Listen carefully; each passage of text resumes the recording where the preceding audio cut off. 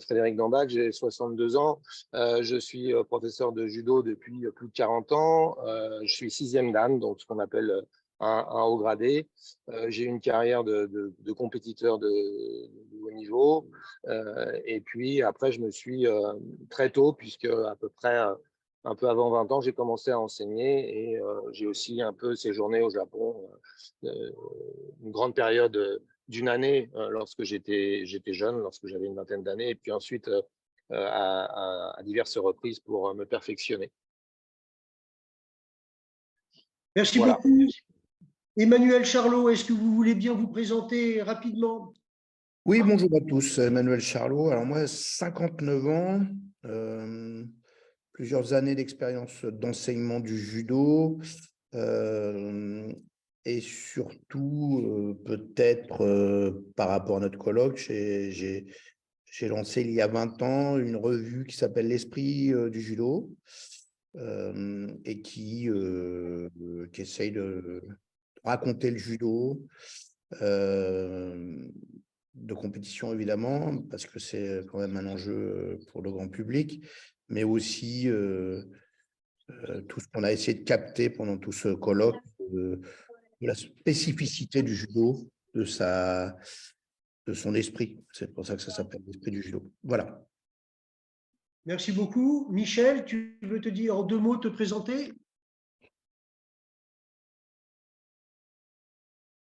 Bonjour à tous, Michel Calmet, j'ai 70 ans, je suis retraité, j'étais enseignant en établissement scolaire très difficile, puis après je suis passé à l'université.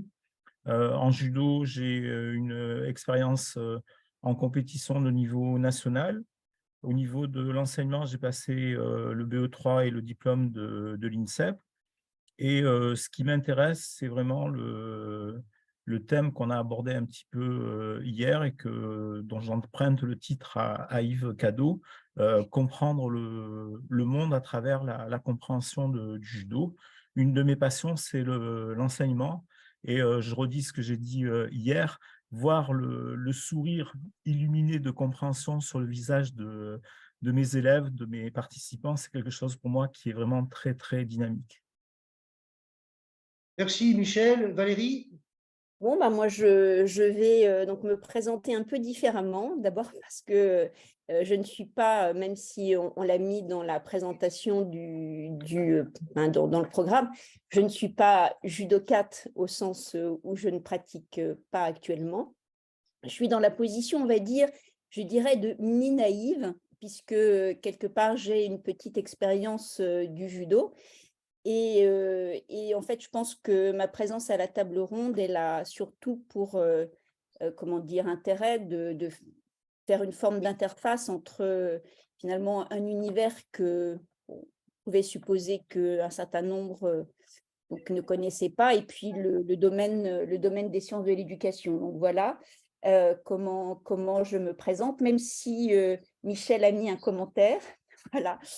Et je me réjouis en tout cas d'y participer. Voilà.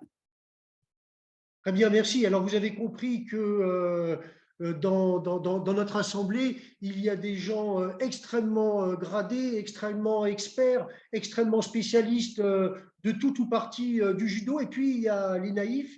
Et justement, Sébastien et moi, nous allons jouer, nous sommes les naïfs. Sébastien, tu peux te présenter rapidement?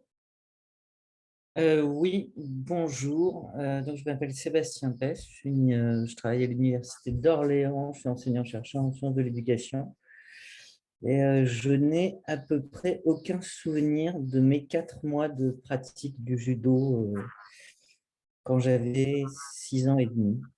Voilà, donc je peux dire que je suis tout à fait naïf.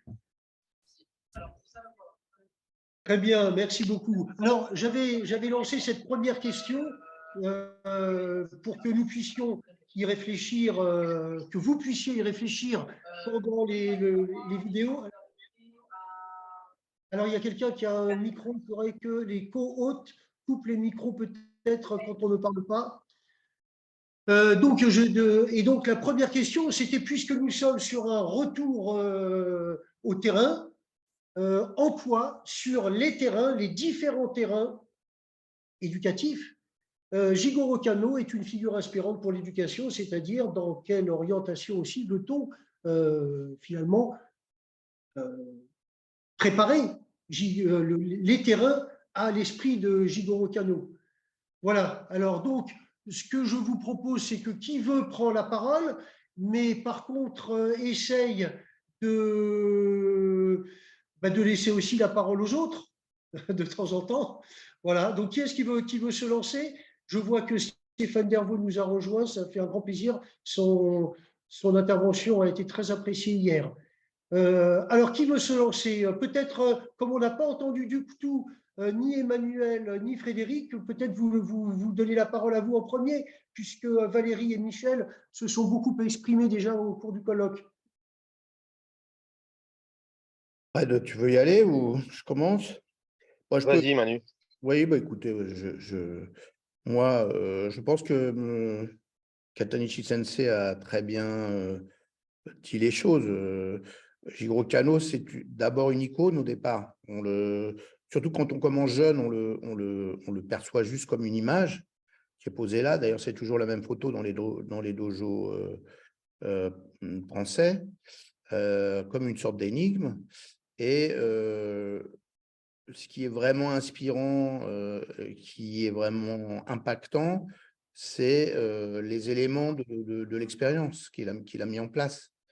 Donc, le dojo, l'atmosphère très particulière qui y règne et qu'on y découvre, les expériences qu'on y vit très, très vite, dès la première séance. Et lui, pendant très longtemps, il reste comme une sorte de présence tutélaire, presque de petite divinité posée là. Et il faut vraiment faire le parcours complet, je pense, pour le rencontrer. Là, c'est ce qui nous arrive à nous. Moi, je suis presque sexagénaire. Frédéric l'est, parce qu'il est un petit peu plus vieux que moi, pas beaucoup. Et je pense que c'est maintenant, en fait, peut-être qu'on comprend l'étendue du personnage,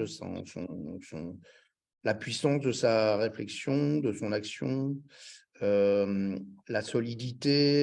Et je pense, en fait, ce qui est très intéressant pour moi, c'est de sentir qu'il y avait une motivation dès le départ et une vision. Mais effectivement, toute mon histoire, moi, par rapport au judo, c'est le judo lui-même. Et la figure inspirante, la première, c'est le professeur. Jigoro Kano arrive derrière voilà, c'est l'auteur du livre. Voilà, je laisse la parole à Fred. Merci beaucoup, Emmanuel. Frédéric. Oui, alors Emmanuel a prononcé des mots importants. Il vient de finir en disant c'est l'auteur du livre. Avec un grand L, on pourrait presque dire, puisqu'on est dans une situation, nous autres judokas, tout à fait particulière, dans le sens où nous avons des textes fondateurs. Et à ma connaissance, il n'existe pas de texte fondateur du football. On peut anthropologiquement réfléchir à la façon dont ça s'est créé, comment le jeu est devenu sport. Mais ici, on a une toute autre méthode.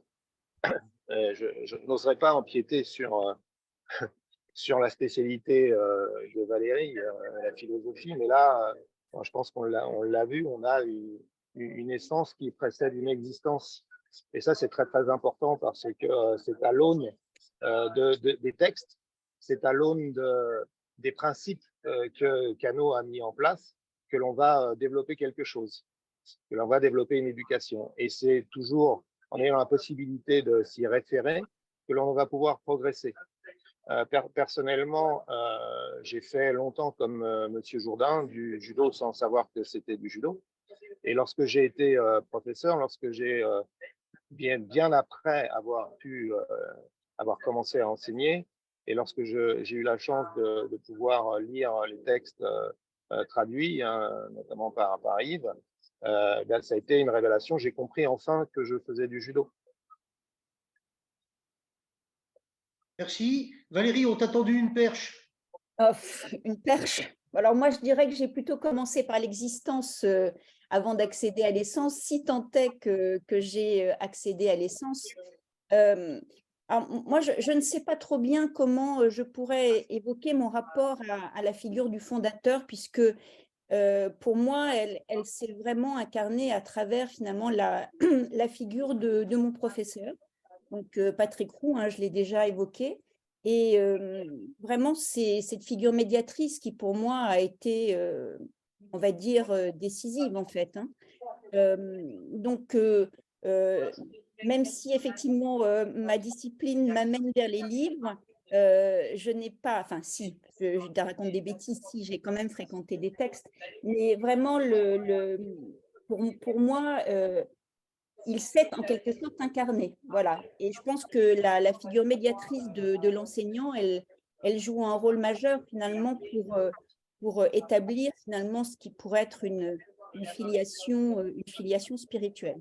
Voilà ce que moi je pourrais en dire. Merci. N'hésitez pas à couper vos micros lorsque vous ne parlez pas. Michel, comment tu pourrais rebondir sur ce premier tour de table? Je pense que quand j'ai commencé le judo en tant que jeune adolescent, ce qui m'a emballé, c'est le jeu du randori, c'est-à-dire le fait de jouer à combattre, de pouvoir feinter et d'être en même temps amené à attaquer et défendre sur le tatami. Ça, pour moi, c'était quelque chose de très intéressant. Rentrer dans le jeu où l'autre peut faire croire quelque chose et faire autre chose, et réciproquement, tu peux faire croire quelque chose et tu fais autre chose. Alors ça, c'était la première partie quand j'étais jeune ado. Et puis après, je rejoins beaucoup Frédéric, c'est-à-dire que effectivement, quand le judo a été codifié, quand Kano le présente, on a des maximes. Alors même si Yves nous explique que les maximes n'ont pas été créées tout à fait à la même époque que le judo, mais les trois maximes, entraide et prospérité mutuelle, euh, bonne utilisation de l'énergie et puis adaptation, je trouve que ce sont des valeurs qui sont universel. Il y a un côté humaniste qui me plaît énormément, et c'est le fait de pouvoir contacter des gens et d'essayer de partager ces valeurs avec eux, leur faire comprendre que, c'est ce que je disais hier, le judo, c'est pas que un sport de combat où il y a un vainqueur et un vaincu à la fin, mais c'est un moment de partage, d'échange, de conversation entre deux personnes ou plusieurs personnes. Merci. Sébastien, tu voulais intervenir? Eh bien, écoute, absolument, Rémi Casanova, merci pour ce premier témoignage. À tous les quatre, vous évoquiez là largement votre propre expérience et la manière dont Jigoro Kano avait été ou pas, ou plus tard, une figure. Ceux parmi vous qui enseignez, est-ce que c'est quelque chose qui évolue, notamment dans vos pratiques d'enseignant? Est-ce que c'est une figure à laquelle vous vous référez et que vous introduisez auprès de vos élèves, que vous présentez, que vous évoquez? Qui se lance? Ouais, je vais le faire. On s'en réfère paradoxalement plus auprès des jeunes, d'une certaine façon. D'abord parce qu'on lui présente le portrait qui continue, vaille que vaille, à orner les dojos, et parce qu'on leur explique effectivement les éléments, l'énigme, c'est-à-dire ce personnage qui est présenté comme le créateur du judo, et après donc judo avec ses deux aspects, ju et do, et c'est le début d'une information, d'une pratique. Nous, dans notre dojo, le travail qu'on fait avec les enfants, c'est simplissime. Hein. Nous, on essaye vraiment de les connecter à l'expérience. Et sinon, on leur donne des éléments, quelques mots de vocabulaire du Japon, la présentation du personnage, les premiers éléments de l'énigme, les fameuses maximes qui sont effectivement comme comme un tout, comme une perfection qui fonctionne et qui va durer, qui va les accompagner. De mon point de vue, dans l'enseignement, il y a deux aspects essentiels. Il y a la mise en rapport à l'expérience, et puis après ce qu'on va appeler l'entraînement, c'est-à-dire essayer de capter, comme il va bien expliquer, un peu tout le monde a bien expliqué, c'est-à-dire que le judo, c'est d'abord la preuve d'une efficacité, c'est ça la façon d'entrer dans la pratique, et ça prend beaucoup de temps, puisqu'au départ, les corps ne sont pas prêts pour, etc. etc. Et le récit, il faut raconter une histoire. Donc, au départ, pour les jeunes, Jigoro Kano, c'est surtout le personnage d'une histoire. Et les adultes, objectivement, j'ai presque honte de le dire, mais on évoque assez peu Jigoro Kano. Mais franchement, je pense que c'est essentiellement parce qu'on n'en a pas tellement besoin.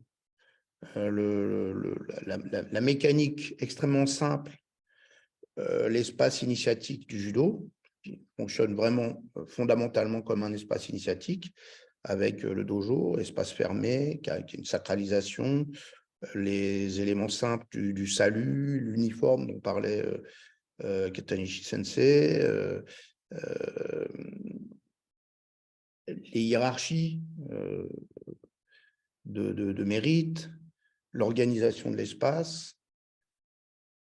Voilà, tout fonctionne, et puis bien sûr le patrimoine technique dans lequel on va rentrer, l'expérience du randori, tout fonctionne comme un tout, dans lequel paradoxalement Jigoro Kano est quasiment extrait. Et d'ailleurs, c'est peut-être pour aller au bout de ce que je suis en train de dire, je pense qu'en fait, c'est l'expérience des professeurs. Yves a très bien expliqué que le professeur, c'est un regard, c'est celui qui a fait avant. Il est là pour vérifier que l'expérience a lieu, qu'elle n'est pas en dessous de ce qu'elle devrait être, qu'elle passe par les bonnes étapes. Ce n'est pas un enseignant tel que nous, on le figure, c'est quelqu'un qui observe, qui ne donne pas, d'ailleurs, c'est presque ce qu'on apprend quand on est jeune professeur, on a tendance à vouloir en faire trop, à faire un peu les malins, etc. Et plus on vieillit dans l'expérience, plus on se retire. On termine fondu dans les murs. C'est l'expérience qui a lieu. C'est l'expérience qu'on regarde, sur laquelle on continue à avoir un œil extrêmement vigilant.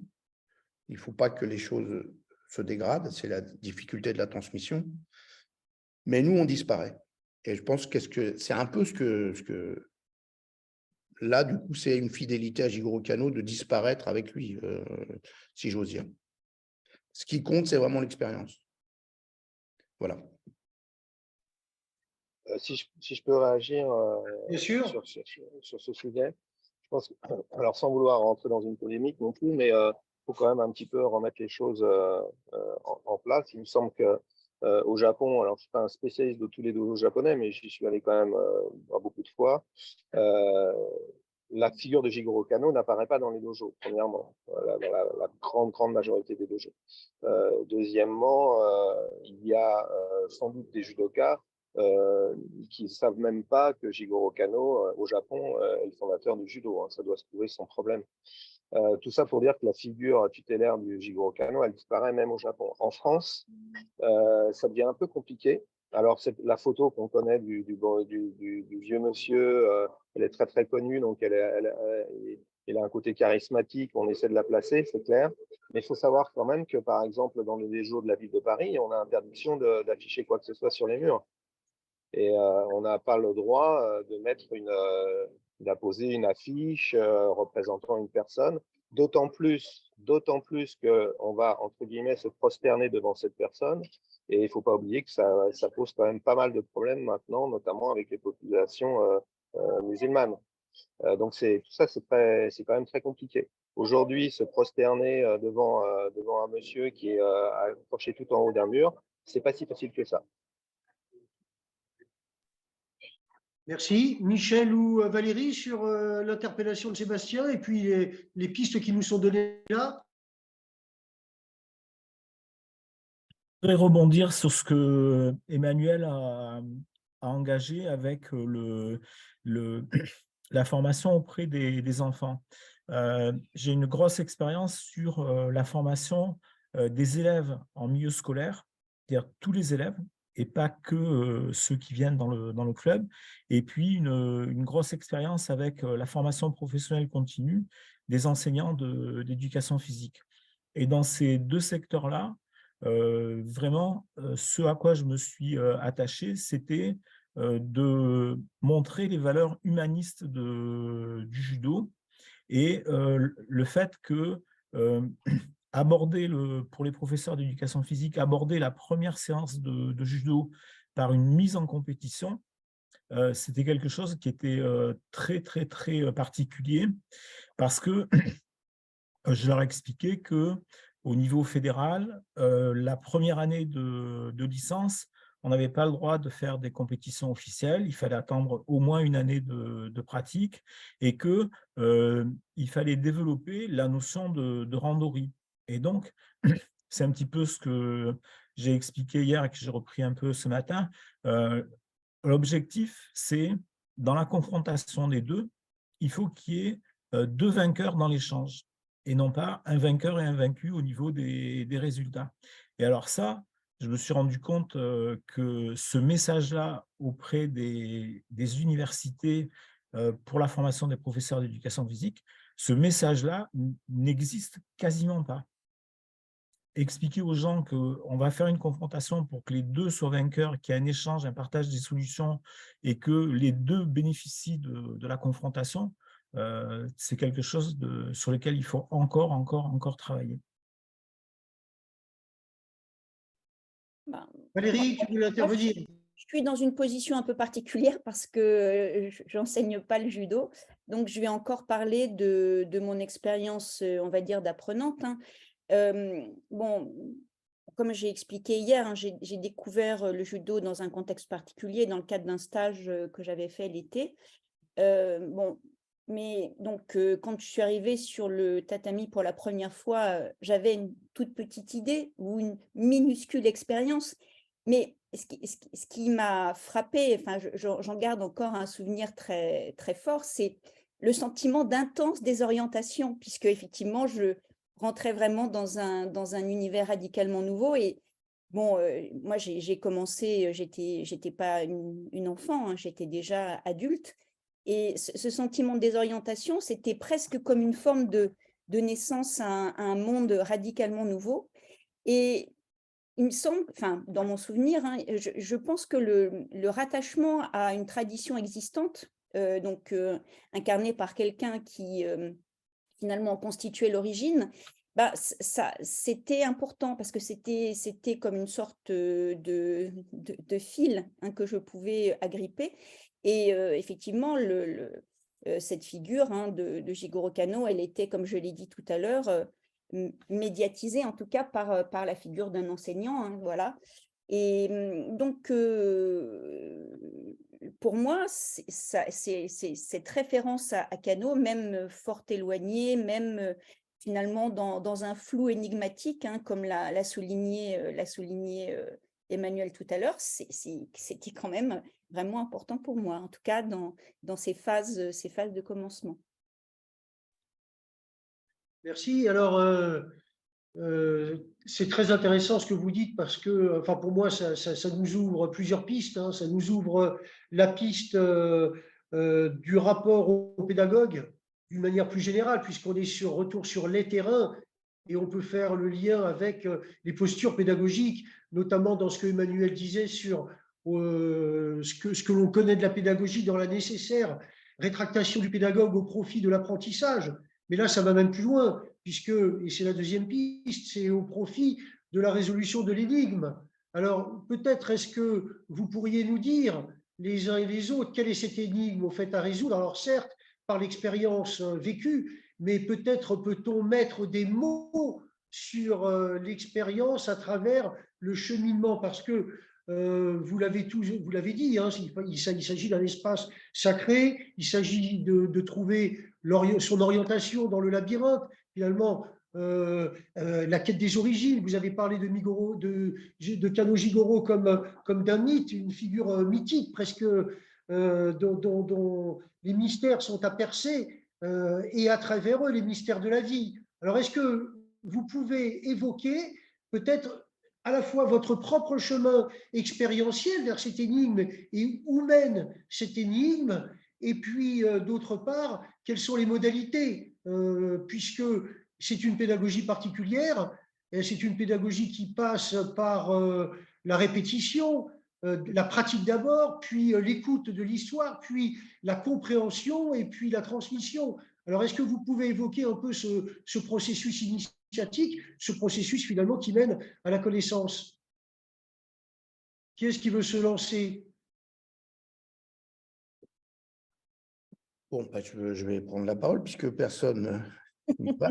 Oui, et puis surtout, Emmanuel, c'est vous qui avez lancé un peu cette histoire d'orientation, mais qui a été prise par tout le monde. Oui, alors, moi, quand je suis revenu vers le judo, j'ai eu de la chance d'être dans un lieu formidable avec des professeurs formidables qui maîtrisaient la discipline. Alors ça, c'est un des enjeux. On parle d'initiation, le choc absolument fondateur d'être pris dans les mains de quelqu'un qui maîtrise le judo, quand on est soi-même encore peu expérimenté, c'est une secousse profonde. Là, en termes de choc d'enseignement, on ne fait pas mieux. C'est-à-dire être complètement instrumentalisé, si j'ose dire, c'est pas le mot, parce qu'il n'y a pas d'abus, mais il y a quand même une forme de trouble très profond. En Randori, c'est le trouble. Donc, le trouble absolu et en même temps extrêmement fondateur, parce qu'on devine tout de suite, on ressent tout de suite la maîtrise nécessaire qu'il y a derrière, d'être projeté.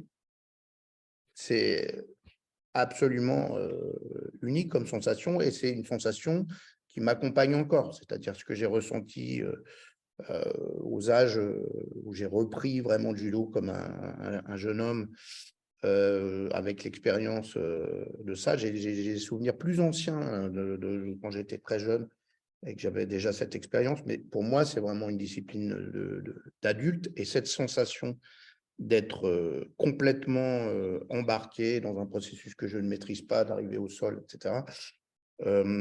C'est des souvenirs que j'ai encore très, très puissants. Et d'ailleurs, je dirais qu'au fond, pour moi, je vais insister là-dessus. Vraiment, je pense que c'est l'expérience du judo. Alors, évidemment, ça doit être incarné. C'est incarné par le professeur. Il y a cette figure tutélaire dans laquelle on va entrer. Quand j'ai commencé à faire du judo en jeune adulte, je lisais tout et n'importe quoi, et je lisais beaucoup de littérature orientale. Je lisais le Tao Te Ching, je lisais les petits contes des arts martiaux publiés chez Albin Michel, etc. C'était des nourritures de l'esprit qui excitaient mon imagination, qui me donnaient des pistes de réflexion sur cette pratique absolument troublante, et qui ont orienté l'expérience d'une certaine façon. Et je dirais, en fait, pour moi, là où je rencontre Kano, c'est dans la sensation, la familiarité que j'ai avec lui de l'expérience. C'était un jeune homme passionné, probablement un cérébral, un intellectuel, qui rencontrait quelque chose qui l'a submergé. Il a fait l'expérience du déséquilibre, de la projection. Il en parle, hein, c'est vraiment un des fondamentaux de sa propre expérience. Moi aussi, je l'ai subi, et après j'ai eu les débuts de la sensation extraordinaire, divine, de pouvoir projeter soi-même selon les principes. Et il a compris, après il en a fait toute cette matrice philosophique, éducative, mais je pense qu'en fait, il y a quelque chose qui est resté très intime chez lui et que je vous dévoile aujourd'hui, je pense, hein, c'est que c'est un confort. Enfin, Il a montré le judo sur des bateaux, il a montré les judo dans des universités américaines où il a fait ce travail de diffusion parce qu'il avait une maîtrise. En vieillissant, ce qui reste l'essentiel. On parlait beaucoup d'efficacité ces derniers jours. Tout ce que j'ai pu entendre, je n'étais pas tout le temps là, j'en suis désolé. Moi, je me considère comme encore efficace, même si c'est comme un murmure. C'est-à-dire que quand je suis au contact de quelqu'un de beaucoup plus jeune, que je pose les mains sur lui, je ne vais pas le projeter, ou je ne vais pas chercher à faire des numéros d'équilibriste sur un pied, tout ça, parce que j'ai perdu un peu des qualités d'appui, etc. Mais c'est à ça que je suis vigilant. Ma qualité d'appui est-elle encore bonne? Fred, il passe beaucoup de temps à essayer de la garder.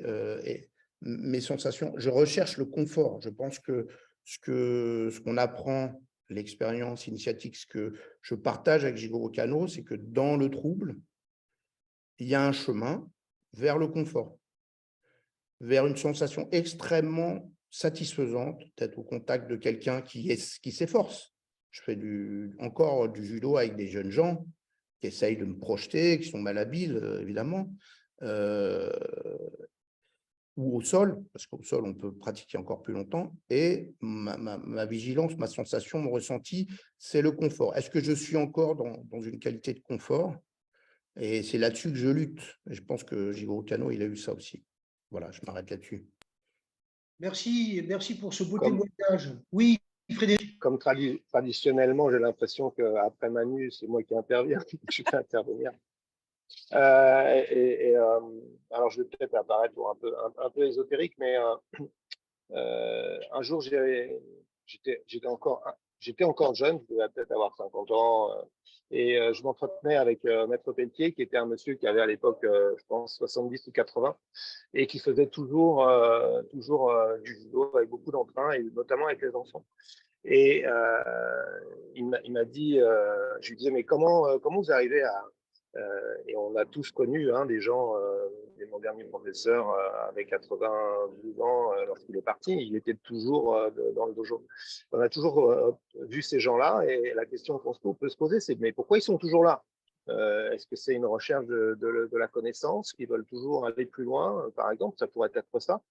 Et il m'a répondu tout simplement, quand je suis sur le tatami, je suis jeune.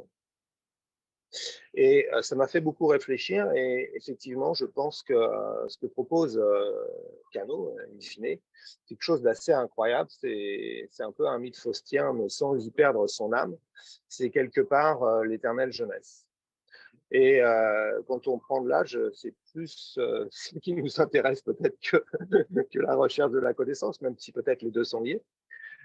Pourquoi? Parce que en fait, lorsqu'on réfléchit un petit peu, l'éternelle jeunesse, c'est quoi? C'est ne pas vieillir. Et ne pas vieillir, se sentir constamment jeune, c'est très difficile parce que, notamment lorsqu'on pratique du sport, eh bien, les performances décroît forcément. On ne court plus le 100 mètres comme on le courait auparavant, on est beaucoup moins habile, etc., etc. Et au judo, on pourrait se dire c'est pareil. Sauf que Kano nous a donné un principe fondamental dans sa discipline qui est meilleure utilisation de l'énergie. Et lorsqu'on s'arrête à cela, on se dit, bien, effectivement, ce que je ne pouvais pas faire hier, peut-être que je pourrais encore le faire aujourd'hui si je m'y prends autrement. Et si le quantum d'énergie que j'utilise, je l'utilise véritablement au maximum. Et là, ça ouvre vraiment une porte incroyable parce qu'on s'aperçoit qu'en fait, effectivement, on peut faire les choses différemment, on peut utiliser l'énergie qu'on a de manière différente. Et si on applique ce principe-là à la vie qu'on vit tous les jours, eh bien, on a l'impression de pouvoir continuer à faire des choses qu'on pensait qu'on ne serait plus capable de les faire. Et pour moi, c'est la définition de la jeunesse. Continuer à faire ce qu'on faisait la veille, le lendemain. Et cette proposition-là, elle est quand même extrêmement agréable, extrêmement tentante et extrêmement addictive, j'ai envie de dire. Mais c'est du boulot. Merci, super. Mais c'est du boulot. Mais c'est du boulot. Super. Comment tu vois, Michel, cette quête? À l'expérience, moi, ce qui me passionne vraiment, c'est le fait d'avoir pu croiser des gens qui étaient porteurs d'idées. Alors, je n'ai pas pu croiser Jigoro Kano, mais les idées qu'il a écrites restent et je pense que j'ai réussi à m'emparer un petit peu de ces idées et essayer de les mettre en place. Et puis après, j'ai croisé des gens et j'ai toujours essayé de voir si ces personnes-là avaient des idées qu'elles partageaient, voire avaient des idées qui étaient cachées et que ces idées-là, on pouvait arriver à les découvrir. Et je trouve que être à la recherche de ce que disent les gens, de l'écoute de ce qu'ils racontent, de ce qu'ils expriment, c'est quelque chose qui vraiment me passionne. Et là où on peut apporter quelque chose avec Yves, mais aussi avec Emmanuela, avec Valérie, c'est que on, on a réussi à s'emparer un petit peu de la recherche scientifique pour montrer que ces idées-là, elles étaient vraiment fondées. Et donc, je rappelle, par exemple, ce que j'ai montré hier. euh, bah, dans le combat, spontanément, il y a des gens qui jouent la gagne, mais il y a aussi des gens qui font randori. Et c'était étonnant de voir ça quand je m'entraînais sur les différents tapis, sur les entraînements nationaux, et de voir qu'il y avait des gens, alors qu'il y avait une débauche d'énergie qui était effroyable, il y avait des gens qui coopéraient, qui passaient des messages, comment tu fais ceci, comment tu fais cela, comment tu t'organises. Et de voir ces gens-là sur le tapis, ça m'avait vraiment surpris. Et la recherche après, mise en place sur le terrain, m'a donné des éléments pour mieux comprendre euh, ce qui se passait vraiment autour de moi. Alors, je vais solliciter Patrick indirectement. Est-ce que tu m'autorises, Rémi, à faire un petit partage d'écran? Je t'en prie. Alors, il faudrait que effectivement, que tu me l'autorises vraiment.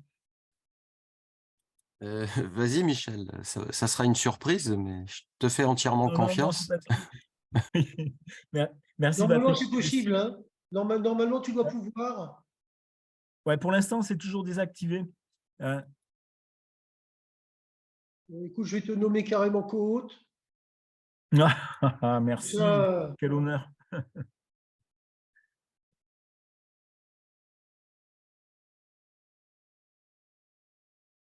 Alors,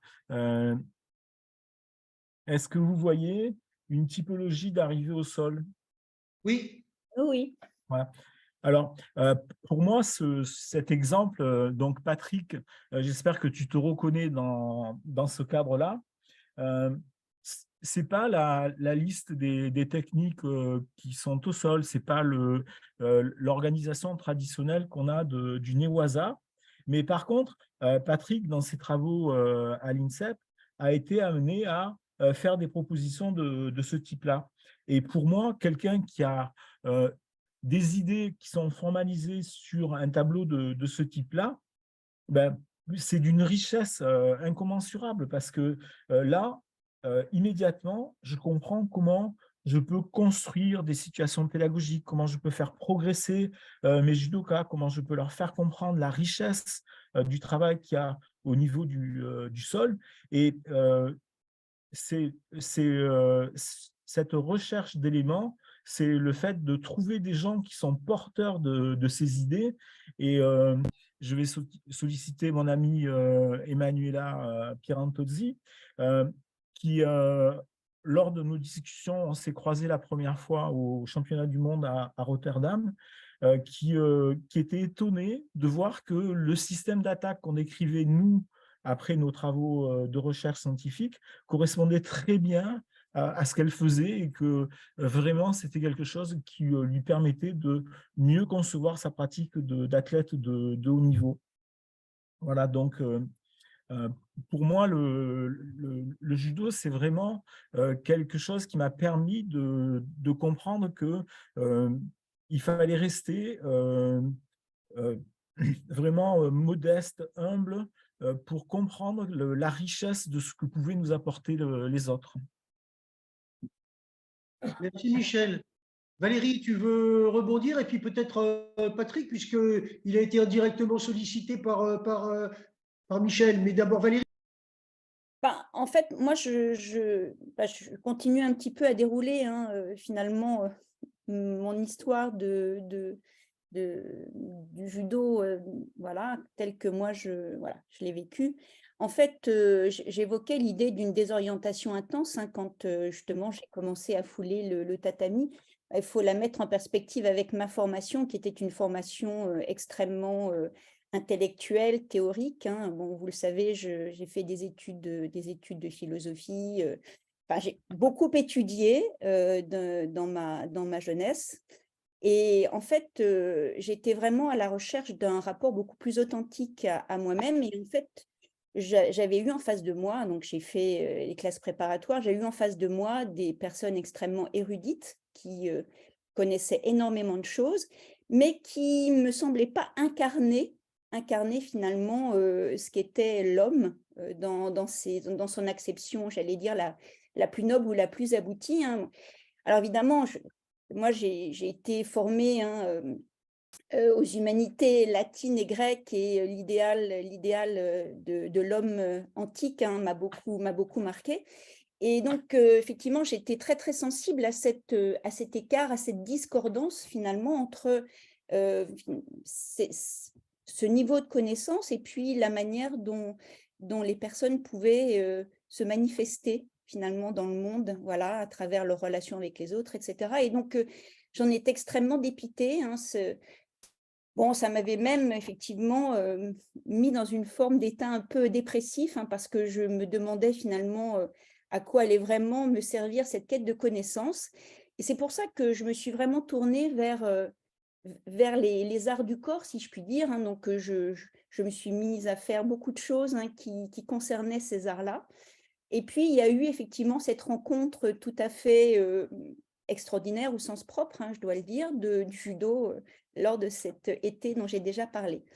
Et effectivement, la rencontre du judo, ça a vraiment été pour moi, j'ai évoqué la notion de congruence hier après-midi, mais ça a vraiment été pour moi l'entrée dans un chemin de congruence, c'est-à-dire comment finalement rentrer en contact avec cette intériorité, ces ressentis, ces émotions, pas seulement ces pensées qui peuvent être tout à fait externalisées d'un certain point de vue. Donc, et puis comment effectivement les manifester, quand les manifester. Et voilà, et c'est au fond un chemin d'incarnation qui pour moi constitue le cœur finalement du travail de connaissance de soi, qui pour moi fait le sens de l'existence et qui est demeuré là. Voilà, même si je ne pratique plus, mais enfin d'un certain point de vue, parce qu'après on peut aussi se questionner sur le rapport à la pratique. Voilà, donc cette quête, c'est celle-là au fond. C'est la quête de ce que ça veut dire être incarné, et effectivement c'est une quête sans fin.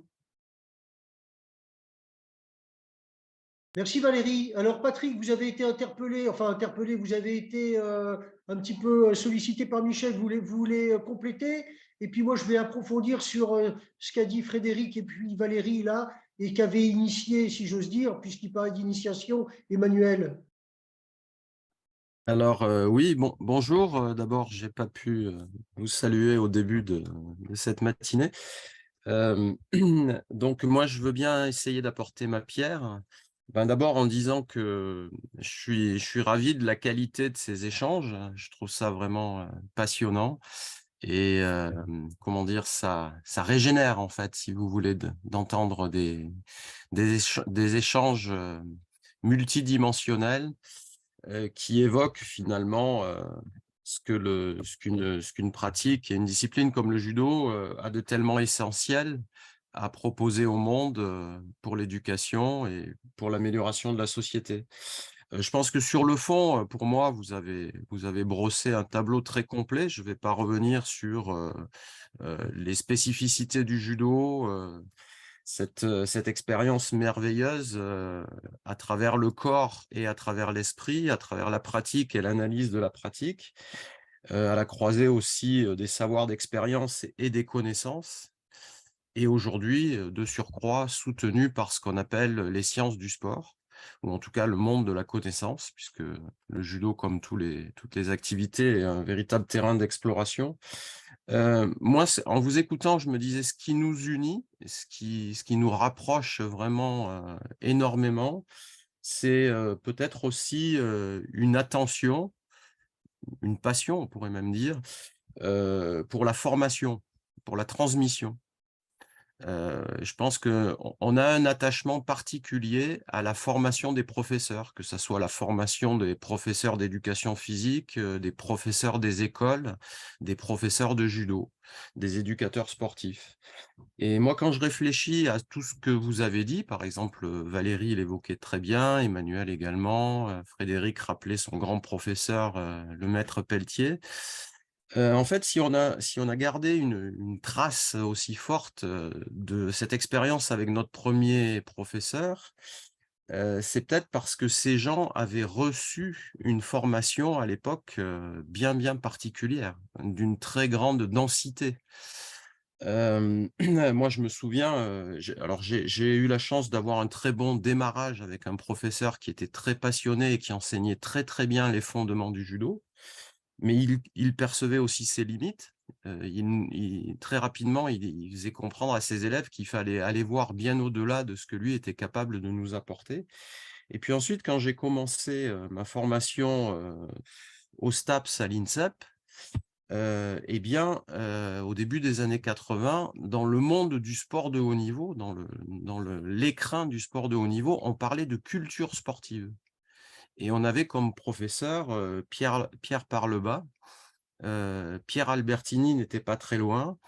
On a eu le passage de Claude Fauquet et des théories de François Buigrel, de Bertrand During. Enfin, je pourrais vous en citer comme ça.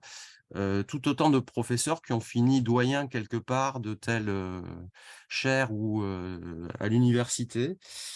Et donc, finalement, on a été abreuvé de toute cette vision de gens qui considéraient le sport comme une matière à part entière. Et comme l'a très bien exprimé Hiroshi Katanishi, le résultat, même en termes de médailles olympiques, ne pouvait pas résumer le projet, absolument pas. Donc, en fait, voilà, moi, c'est tout ça qui résonne quand je vous écoute. Et en fait, évidemment, comme j'ai essayé de le dire un petit peu dans mon intervention, la question pour moi, c'est où va le monde, en fait? Où va le monde actuel? Comment est-il possible que, alors que dans les années 80 et même encore 90, on parlait de culture sportive, et puis aujourd'hui, en 2020, les plus hauts responsables du sport nous répètent comme une espèce de mantra, l'important, c'est la gagne. Tu vois, c'est la culture de la gagne, quoi. C'est ça le truc, quoi. C'est ça qu'on fait. Voilà. Donc, il y a quand même un enjeu de tout ça qui, à mon avis, dépasse largement le cadre du sport. C'est plutôt une réflexion sur le monde actuel. Le projet éducatif de Jigoro Kano, de mon point de vue, ne sera jamais un produit. Et aujourd'hui, une des grandes difficultés que nous avons, c'est qu'on ne sait plus distinguer la part du projet judo et la part du produit judo. Et là, du coup, je pense que tout le monde peut y réfléchir pour lui-même parce qu'on est tous dans le piège. Tout le monde est conditionné et pris dans ce piège-là, c'est-à-dire que c'est notre propre liberté intellectuelle dont il s'agit aussi. Merci Patrick. Parce qu'effectivement, ça nous renvoie à toutes les problématiques sociétales. Alors, en lien peut-être avec ce qui est dit là, parce qu'au fond, faut-il se transformer soi-même pour transformer la société, ou le projet global permet-il de transformer la société à travers l'acte éducatif que l'on peut avoir? Et donc, comme je le proposais, je voudrais revenir peut-être avant de laisser la place aussi à Sébastien dans ce qu'on pourrait appeler la transposition didactique, la transposition pédagogique à d'autres espaces, revenir sur vraiment l'expérience, parce que vous insistez tous sur l'expérience, et je voudrais savoir au fond de quelle expérience il s'agit. Emmanuel a parlé du choc initiatique et vous avez tous parlé de la rencontre avec vos maîtres, finalement, les figures inspirantes de proximité, on pourrait dire, par rapport à Jigoro Kano, qui serait une figure inspirante plus lointaine, presque divinisée, comme l'a dit Frédéric. Dans l'expérience, l'étymologie nous ramène à la question du péril, et je voudrais savoir de quel ordre est ce péril, là, au fond, parce qu'il y a le salut qui nous prépare à la rencontre, il y a la chute qui nous fait toucher la terre, vous avez parlé du vent aussi quand on est projeté dans l'air. Alors, au fond, est-ce que quelle place jouent les éléments, la terre, l'air, le feu, l'eau, dans ce processus dans cette quête profonde du mythe? Voilà, et donc on aborde la dimension ésotérique peut-être qu'évoquait Frédéric. Moi, je peux lancer, j'ai pris le pli. Je vais paraphraser Patrick Roux, qui parle souvent d'horizontalité et de verticalité. L'expérience du judo, c'est une expérience terre à terre ou terre à air, effectivement. Ça commence sur des principes extrêmement simples, c'est-à-dire d'être posé dans une sorte de déséquilibre-équilibre, hein, la bipédie, la rectitude sur la surface, dans l'horizontalité, et après commencer à établir un commerce avec un autre, par le biais de la veste. Tout a été dit, hein, dans tous les sens. Excusez-moi, je vais couper mon téléphone. Tout a été dit par bribes pendant ces 3 jours. Donc, effectivement, la veste, c'est la façon dont on se donne à l'autre, potentiellement, dont on va établir un lien avec lui. Donc, l'expérience, elle commence comme ça. Moi, je dis que, par exemple, ce qui a nourri mon expérience, je disais tout à l'heure, c'est des lectures. Par exemple, le Tao Te Ching, la fameuse citation qui dit que le souple peut vaincre le dur, ou que l'eau contourne, et toutes ces métaphores extraordinaires, très anciennes, qui, je pense, nourrissent presque de façon cachée, diffuse, la création du judo. Dans la notion de Ju, il y a cet enracinement du passé qui, moi, me touche encore plus que les… Excusez-moi, qui me touche encore plus que les maximes suivantes. Il y a des liens à l'expérience qu'on fait. Alors, Michel qui nous a parlé un petit peu de la science du sport. Le paradoxe de mon expérience d'enseignant, etc., c'est qu'au fond, et de pratiquant, c'est qu'au fond, on se réfère assez peu à la proposition qui est faite par la fédération, par exemple. On ne va pas chercher, même si elle a beaucoup de mérite, hein. Et puis dans la formation, évidemment, on est nourri par ça, mais il y a quelque chose qui reste trop intellectualisé, trop théorisé. Alors, des gens comme Patrick, justement, Patrick Roux, qui a poussé la réflexion très loin et le niveau de pratique très loin aussi, tout d'un coup, ça devient utile. Alors, Michel, Patrick, etc., il y a quelque chose qui devient utile, mais parfois, c'est juste par bribes. Je me rappelle d'avoir lu, il y a des années, un papier qui était dans le Judo Magazine de l'époque, où c'était… Alors, je ne sais pas ce qui leur était passé par la tête, ce n'était pas tellement le niveau habituel. Et là, ils avaient mis une double page sur le déséquilibre par des chercheurs, dont j'ai oublié le nom, et qui expliquaient que le déséquilibre, ce n'était pas une traction, c'était remettre le partenaire adversaire en équilibre, justement pour pouvoir en faire quelque chose. À partir du moment où on casse le lien d'appui mutuel, on va créer quelque chose qui est exploitable. On le remet sur ces deux appuis à lui, parce qu'en fait, l'expérience du judo, c'est une expérience de couple, on l'a beaucoup dit, donc d'appui mutuel, donc de lien mutuel. Si on remet l'adversaire, partenaire, sur ces deux appuis, alors on va peut-être pouvoir exploiter son propre déséquilibre. C'est des choses comme ça qui, quand on les voit apparaître, tout d'un coup, on se dit, bon sang, mais c'est bien sûr. C'est difficile de théoriser de façon globale, il y a trop d'abstractions, mais on peut nourrir l'expérience, qui est une expérience très intime et très personnelle. Yves l'a dit au tout début, faire très bien du judo, c'est déjà pénétrer une efficacité, arriver à comprendre quelque chose du projet, faire tomber quelqu'un selon des principes.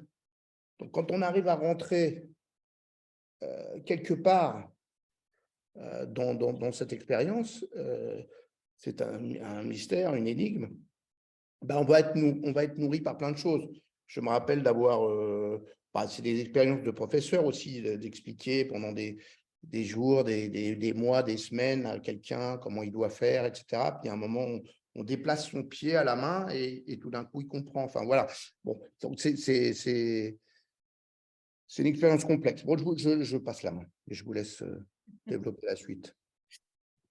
Merci. Qui embraye? Frédéric, peut-être, puisque c'est l'ordre habituel Ouais, maintenant. c'est On va l'ordre créer un habituel. rituel. Donc, oui, alors, la terre, l'air, le feu, le vent, je ne sais pas si j'irai jusque-là, mais je pense que dans une confrontation, il y a celui qui reçoit, Uke, il y a celui qui pratique, qui lance la technique, Tori.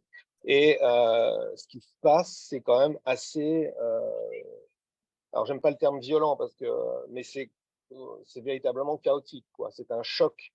C'est-à-dire qu'il y a véritablement celui qui tombe, il y a une projection, déjà une phase de déséquilibre, c'est-à-dire la personne perd son équilibre, donc perd le contrôle de lui-même et est projeté violemment, entre guillemets, c'est-à-dire avec force, vitesse et précision, sur le dos. C'est très, très difficile à supporter. Il y a beaucoup d'enfants qui se mettent à pleurer lorsque ils sont projetés de la sorte, pas parce qu'ils ont mal, mais parce que c'est une sensation d'avoir perdu tout à fait tout contrôle de soi-même et d'être à la merci de l'autre. Et ça, c'est une sensation qui est quand même très, très difficile à gérer et très importante lorsqu'on arrive à la comprendre et à tout niveau. Et c'est là qu'il est aussi important de… moi, quand j'étais en équipe de France et que je suis arrivé au Japon, je me suis dit, tranquille, ça va être facile. Quand j'ai commencé à tomber, j'ai dit, ça doit être certainement les plus grands des meilleurs des meilleurs. Pas du tout, c'était un gars qui passait par là. Là, ça commence à être un petit peu déstabilisant, on va dire, pour le moins. Et pour celui qui projette, il y a aussi une sensation assez extraordinaire, puisque, en fait, si l'on utilise véritablement les principes du judo, on est un peu un super-héros. Hein. C'est-à-dire qu'on a réussi à faire perdre l'équilibre à quelqu'un alors qu'il n'avait pas du tout l'intention de le perdre. Et on a réussi à faire ce qu'on voulait de son corps, quelque part, jusqu'à le projeter d'une certaine manière, avec un impact qui était prédéfini au départ, encore une fois sans qu'il le veuille, en utilisant pas de force, ou tout du moins en ayant eu l'impression de ne rien utiliser. Et la plus belle expérience, c'est que c'est lorsque on arrive à projeter quelqu'un sans s'en rendre compte. C'est-à-dire qu'on s'aperçoit que la projection a eu lieu lorsqu'on constate que la personne est en fait devant soi sur le dos. Et ça, c'est une sensation quand même c'est une absence de sensation extrêmement touchante. Merci Valérie, puis Sébastien, alors hein, que je te laisse aussi un petit peu poser des questions naïves. On a perdu Michel? Pas du tout, non. Non, non. Donc, on respecte l'ordre, en fait. Continue. Ah oui, pardon, Michel, excuse-moi. Ah oui, Michel, alors, pardon. Oui, alors merci Valérie. Je te suis reconnaissant de respecter et peut-être on pourra l'aborder par la suite, le rapport au niveau des comportements hommes-femmes dans le judo. Je reviens sur ce que disait Frédéric et puis sur ce que Yves appelle la bonne utilisation de l'énergie. C'est vrai que la bonne utilisation de l'énergie quand à certains moments dans le cadre du randori ou encore à un autre niveau dans le cadre de compétitions officielles, on arrive à projeter, comme disait Frédéric, celui qui ne veut pas, et on arrive à le projeter et on n'a pas la sensation d'effort, on a la sensation d'évoluer dans un autre monde qui est un petit peu un monde magique. On projette et il n'y a pas d'effort. Et Frédéric le disait, en fait, on se rend compte de ce qu'on a fait après la projection. C'est un moment où tout a été automatisé, il n'y a pas d'effort. Et à l'impact du corps, quand on se relève, il y a tout qui revient et qui permet d'avoir des explications sur ce qu'on a fait. Et ça, ce sont des moments qui sont, je trouve, très, très, très particuliers au niveau du judo. Alors, après, sur ce que disait Emmanuel concernant le travail au niveau l'apport de la recherche scientifique, par exemple, quand je lis des ouvrages écrits par des gens il y a des dizaines d'années qui nous expliquent que savoir faire du judo, c'est être capable d'attraper l'autre et de le projeter dans plusieurs directions, en avant, en arrière, à gauche, à droite. Et c'est à ce moment-là qu'on sait faire du judo. Et en fait, quand on a déclenché les observations des comportements des judokas, on s'est aperçu que effectivement, les athlètes de haut niveau avaient 4, 5, 6 directions différentes au niveau des savoir-faire, parfois beaucoup plus au niveau technique, bien sûr, mais ils utilisaient ces moyens-là, ces 4, 5, 6 prises, de façon privilégiée au niveau de la compétition. Et ça nous permet, nous, pour revenir sur le terrain, de enrichir la notion de spécial par la notion de système d'attaque. Et qu'est-ce que ça déclenche au niveau des formations des professeurs, comme le disait Patrick? Ben, ça déclenche qu'à un moment donné, quand je vais enseigner les techniques à mes élèves, je vais enseigner les techniques avec une logique qui va être organisée par rapport au kumikata et par rapport à un système d'attaque, de façon à ce que, quelque part, je mette en liaison, si tu le tiens comme ça, tu peux faire telle prise en avant, tu peux faire telle prise en arrière, mais tu peux aussi faire telle prise sur la gauche ou sur la droite. Et ce qui va unifier mon enseignement, ce qui va le rendre cohérent, ce qui va donner du sens à l'apprenant, c'est le fait que je vais proposer un cadre cohérent pour comprendre les techniques et pas une succession de techniques, parfois avec un ordre un petit peu surprenant au niveau de l'apprentissage du judo. Merci Michel. Valérie, puis Sébastien. Donc, en fait, moi, je voudrais revenir sur le terme qu'a employé Frédéric, parce que c'était celui qui m'est venu immédiatement à l'esprit quand tu as posé la question, Rémi, c'est-à-dire le mot déstabilisation. En fait, dans la vie sociale, on ne cesse de vivre des situations où, comment dire, on avance masqué, où l'on est dans des biais, des biais qui finalement nous dissimulent, qui témoignent du fait que on n'assume pas l'épreuve de la réalité. Peut-être que ça fait partie du jeu social, mais bon, en tout cas, c'est effectivement une expérience qui est tout à fait courante et même, j'allais presque dire, constante. Et effectivement, quand on est sur un tatami, eh bien, on ne peut plus être dans les biais, on ne peut plus être dans des formes d'esquive, hein, pour, d'un certain point de vue, se protéger. On fait vraiment l'épreuve du réel, et tu faisais le lien entre expérience et péril. bah là, effectivement, on est vraiment dans le registre de l'expérience comme épreuve. Et évidemment, bah, c'est puissamment formateur parce que là, pour le coup, bah, on ne peut plus se cacher et on est face à soi. Et ce n'est pas pour rien qu'effectivement, dans cet univers, hein, on travaille beaucoup sur l'ego. Effectivement, chuter, accepter la chute, accepter d'être projeté, accepter que quelqu'un nous fasse tomber. C'est une expérience intérieure qui touche, hein, à la représentation qu'on a de soi, à la manière qu'on a de se donner de la valeur. Et c'est une expérience pour moi qui est décisive dans cette démarche de connaissance de soi et j'allais dire, de transformation de soi vers une manière beaucoup plus authentique, hein, d'être soi. Et aussi peut-être, et même sûrement d'un certain point de vue, du moins j'ose l'espérer, dans les rapports sociaux. Merci Valérie. Sébastien. Est-ce que je pourrais rebondir? Oui, Frédéric, bien sûr. Rebondir très, très brièvement sur ce que vient de dire Valérie. Je vais prendre un exemple très simple. Lorsque j'ai une ceinture adulte, ceinture blanche, hein, quelqu'un qui n'a jamais fait de judo, qui arrive, forcément, la problématique qui se pose, c'est comment je vais faire pour ne pas tomber. Parce que je vais avoir des gens beaucoup plus expérimentés que moi devant.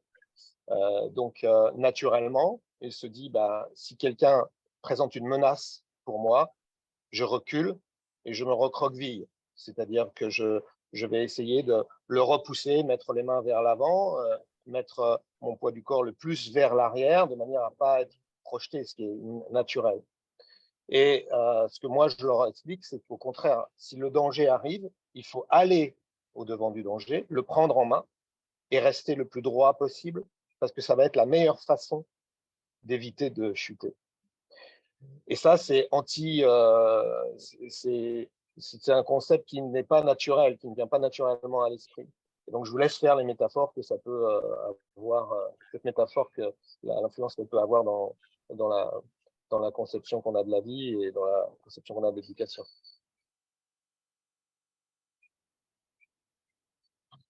Merci Sébastien alors. Oui, absolument. Merci Rémi.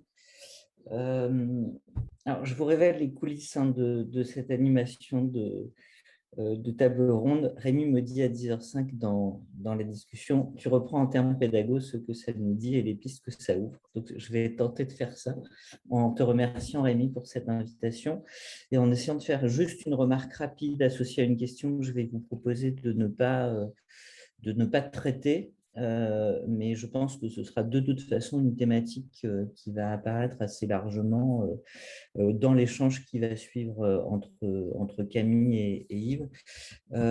Et donc, je partage juste une interrogation ou un doute ou un trouble positif avec vous. C'est que, comme le disait Rémi tout à l'heure, j'ai l'impression que tout ce que vous dites tous les quatre et que je découvre pour l'essentiel, quand je dis pour l'essentiel, c'est que certains points ont été abordés hier, mais donc que je découvre depuis hier, j'ai le sentiment que ça me parle énormément. Tu le disais tout à l'heure, Rémi, l'idée d'un pédagogue en retrait, ce qui semble presque évident, dit comme ça, dans certains courants pédagogiques. L'idée aussi d'une expérience centrale et d'un pédagogue dont le rôle serait de créer les conditions d'une expérience. Ça m'évoque évidemment le fameux « c'est le milieu qui éduque », transposé dans le champ frénétique, la question de l'observation. Évidemment, on parle beaucoup des méthodes, de la méthode Montessori aujourd'hui, méthode qui n'existe pas parce que Montessori, c'est quand même assez essentiellement une posture qui est celle de l'observation attentive et sincère de l'enfant. Et puis la question de l'atmosphère, ou ce qu'on appellerait l'ambiance en pays, la question de la déstabilisation. Donc, tout ça, j'ai le sentiment que c'est très, très parlant d'un point de vue pédagogique.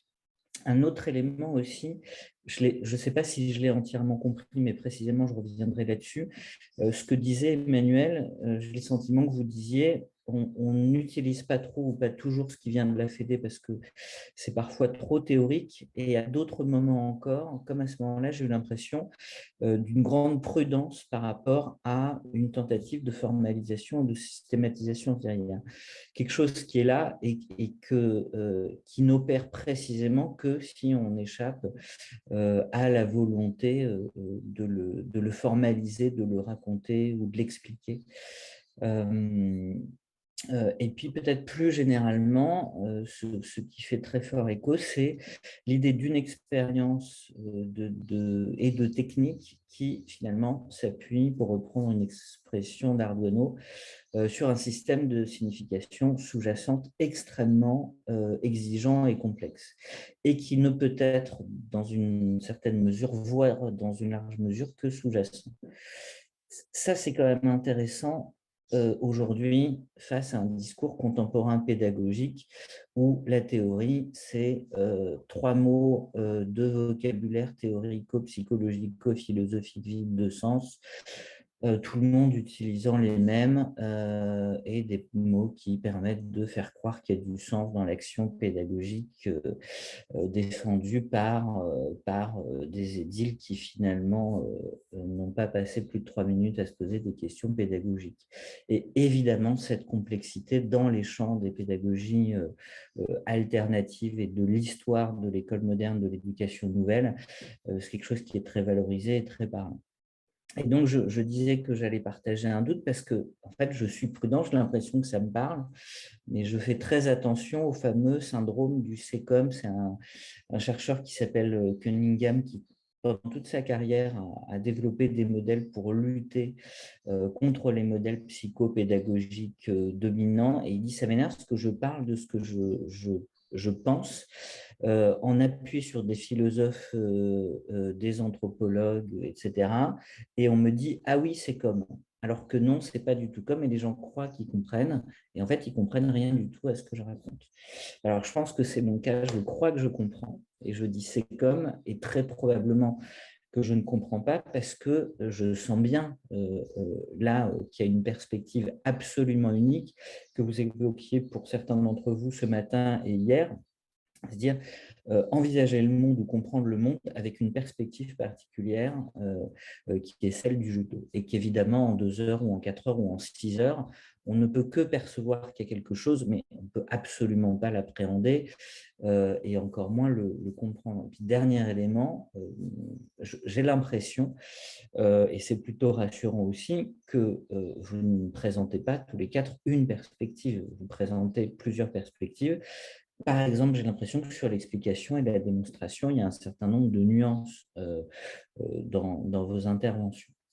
Et du coup, les questions que je me posais et que je ne vais pas vous poser sont les suivantes, et la suivante. Finalement, est-ce que les pédagogues ont quelque chose à apprendre de tout ça? Moi, j'aurais tendance à dire que oui, enfin, j'en aurais envie, que les pédagogues apprennent quelque chose de ça pour avoir vu fonctionner de très près la formation des enseignants. J'aurais plutôt tendance à penser qu'il y a une urgence vitale à apprendre. Ça, par exemple, mais déjà à apprendre. Je m'interrogeais par exemple sur ce que vous disiez, Michel, et de votre double expérience d'enseignant de judo et d'enseignant et d'éventuels allers-retours entre ces 2 champs de pratique pédagogique.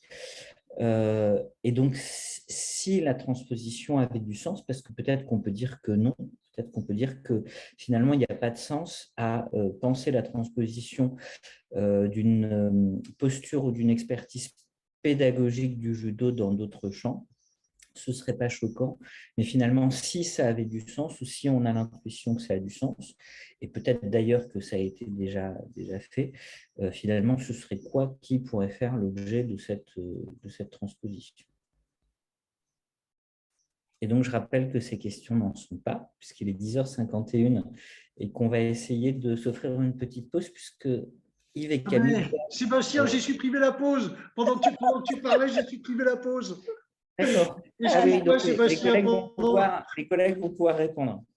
Non, j'ai supprimé la pause au bénéfice éventuel de quelques remarques, mais cette fois-ci collectives, sur l'échange qu'on a eu dans cette table ronde, donc évidemment, qui laisse aussi la parole aux interlocuteurs. Voilà. Et ensuite, par contre, à 11 h, on poursuit. Donc là, on a une toute petite dizaine de minutes d'échange collectif voilà. Et donc, Patrick, très bien. On commence par Patrick. Oui, donc en vous écoutant tous, je réalisais une chose en fait. Par exemple, au Japon, et peut-être, c'est plus une question que je pose aux historiens, par exemple, à Yves. Est-ce qu'on ne peut pas dire que très tôt, à cause de la démarche, de l'attitude de Jigoro Kano, la réflexion sur la pratique, l'analyse de la pratique, ce que j'aime bien appeler aussi l'observation enrichie, c'est-à-dire pas une observation qui repose seulement sur les sens, mais enrichie de tous les outils d'objectivation dont on dispose aujourd'hui, mais certains avaient commencé à les utiliser très tôt. Est-ce que c'est pas finalement quelque chose qui est fortement associé à la culture du judo ou à la trajectoire du judo? Plusieurs personnes ont parlé d'observation ou d'analyse de pratique, et moi je le vois dans mon champ de travail aujourd'hui, toutes les notions de débrief, de circularité entre l'expérience, y compris celle du corps, puis ensuite la manière dont on analyse, on réfléchit, on procède par analogie pour en quelque sorte transformer les sensations, l'expérience du corps en ce qu'on pourrait appeler une forme d'idéation, de création de quelque chose. Enfin, on en fait quelque chose. Et ce processus circulaire est de plus en plus mis en avant pour des techniques de management sportif ou de management d'entreprise ou de management dans un cadre pédagogique. Désormais, il existe une petite formation qui a démarré à l'INSEP pour les cadres du sport. Donc, voilà, ce que j'essaye d'évoquer, c'est qu'il me semble que en termes de recherche, depuis très longtemps, il y a eu une démarche qui a été amorcée au judo. Peut-être que dans les années 50, c'était plutôt l'aspect mécanique qui impressionnait. Puis au fil du temps, on a découvert d'autres dimensions parce que la recherche a évolué. Par exemple, aujourd'hui, on est capable d'explorer la dimension bio-informationnelle, donc le traitement de l'information, des choses sur lesquelles on disait très peu il y a 30 ans ou il y a 40 ans. On avait très peu de compréhension ou quelques intuitions, mais peu armées. Donc voilà, c'est une histoire vivante, c'est quelque chose qui continue de se développer, c'est une attitude. Il me semble qu'elle a été initiée très tôt par le fondateur du judo.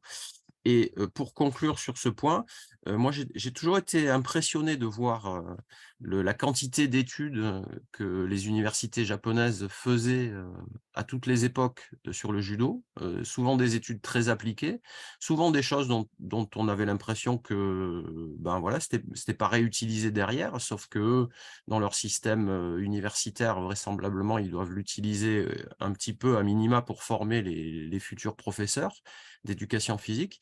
Et puis là, récemment, on s'est aperçu que l'équipe nationale, dans le sillage de Kosei Inoue, avait utilisé tout un tas de données et d'expériences de la recherche, y compris des choses qui remontent aux années 80, quand l'université de Tsukuba avait commencé avant tout le monde à créer des couplages vidéo informatiques pour faire des analyses séquencées de combat à l'arrivée des datas très très précises sur les profils des adversaires, les segments d'action, etc.